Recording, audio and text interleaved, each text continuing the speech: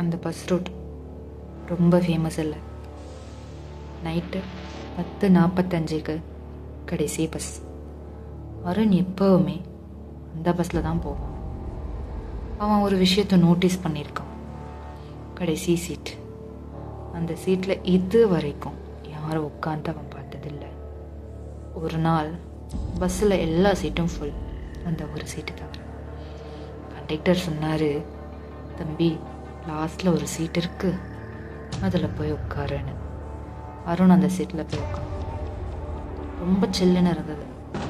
அந்த bus AC இல்லை, ஆனால் குளிர். அவன் யதார்த்தமாக அந்த கண்ணாடி பார்த்தான், பஸ் கண்ணாடி. அதில் லாஸ்ட் சீட்டோட ரிஃப்ளெக்ஷனில் யாருமே இல்லை. ஆனால் அருண் தான் அந்த பஸ் சீட்டில் உட்காந்துருந்தான். அகெயின் அவன் கண்ணாடியை பார்க்கும்போது அவன் காலுக்கு கீழே ஒரு பொண்ணு, முகம் தெரியல, முடியாத முடி இருந்தது. அதை பார்த்த உடனே அவனோட ஹார்ட் ரேட் இன்க்ரீஸ் ஆக ஆரம்பிச்சிது.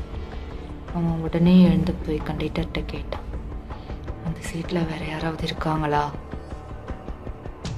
கண்டக்டர் அந்த சீட்டை பார்த்தாரு.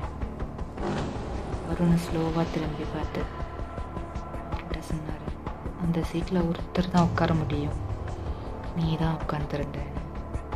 சடனாக பஸ் ஸ்டாப்.